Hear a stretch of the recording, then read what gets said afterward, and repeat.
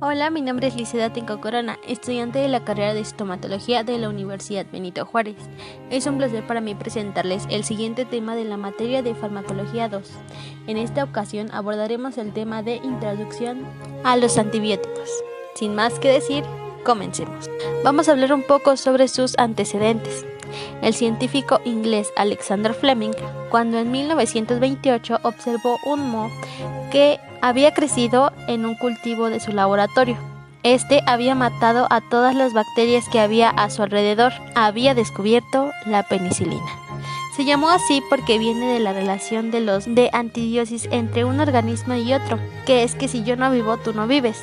La primera demostración de que la penicilina fue útil para la medicina se llevó a cabo en 1930 por Cecil George Payne, un microbiólogo que estudiaba la biología y la química de los microbios. Logró tener éxito aplicando el filtrado en neonatos para el tratamiento de la oftálmica neonatal, logrando su primera cura en un adulto y 3 bebés.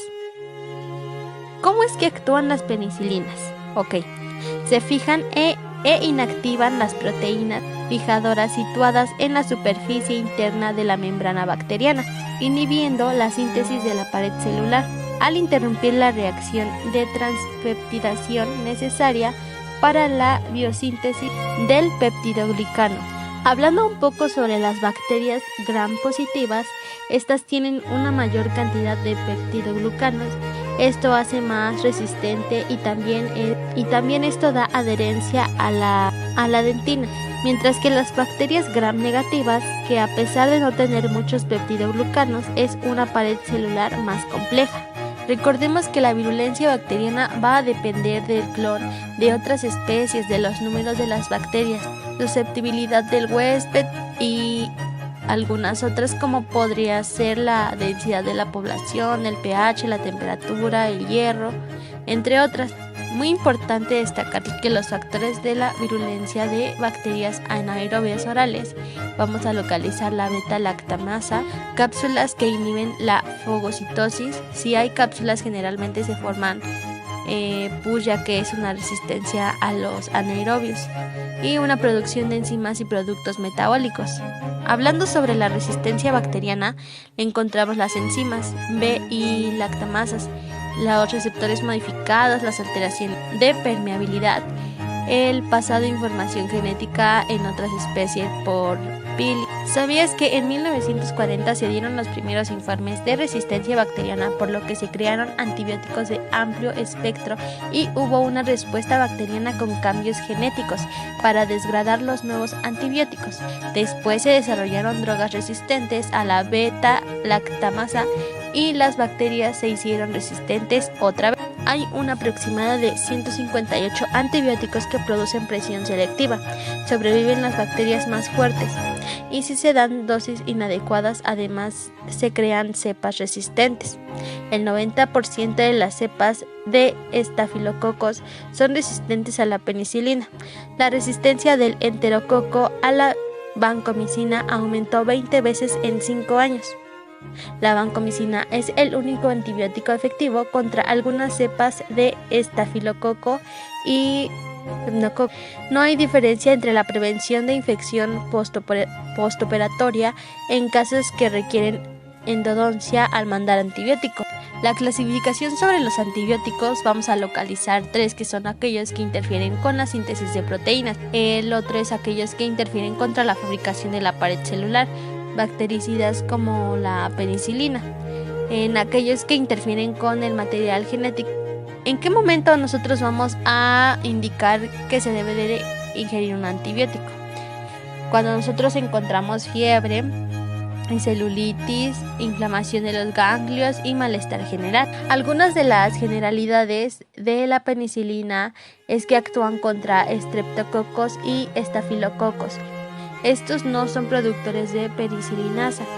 Tiene actividad razonable contra anaerobios, excepto con bacteroides fragili, que no es muy común en infecciones dentales.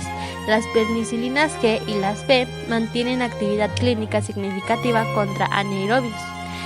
Algunas teorías mencionan que al eliminar la gran parte de la flora bacteriana que provee la vitamina K, hemina, succinato, dióxido de carbono, entre otros, el resto de la flora total se colapsa por la falta de sustratos.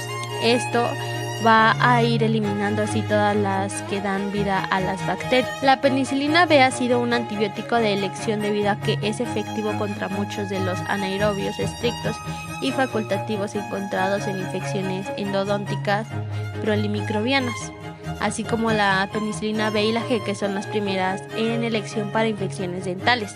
La penicilina G se indica en infecciones más severas donde se emplean dosis parenterales ya que es inactivada por el tracto gastrointestinal.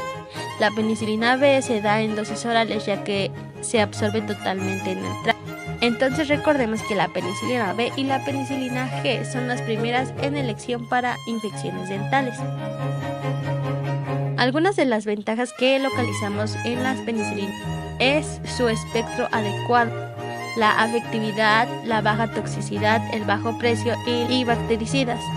Debemos recordar que todas las penicilinas van a contener un anillo B lactámico, que es la misma para todas las penicilinas y es la parte en la que parece a la transpeptidasa, bloquea transpeptidasas. También recordemos que la parte modificadora también encontramos que es diferente en todas las penicilinas. Tiene que ver esto con el espectro, la solubilidad, los procesos de ADME, entre otros. Hablando un poco sobre la pared celular de las bacterias, vamos a encontrar dos porciones. La primera porción es la porción externa, que es la responsable de la virulencia y la antigenicidad. Por esta porción se tiñen con la gran positivo y negativo. Y la porción interna, también llamada murein, que le da resistencia a la pared bacteriana. En esta porción se une un ácido murámico, un grupo de glucosamino y una pentaglicina. Todo esto es unido por una enzima llamada transpeptidasa o endopeptidasa. Y así se cierra la pared celular de la bacteria.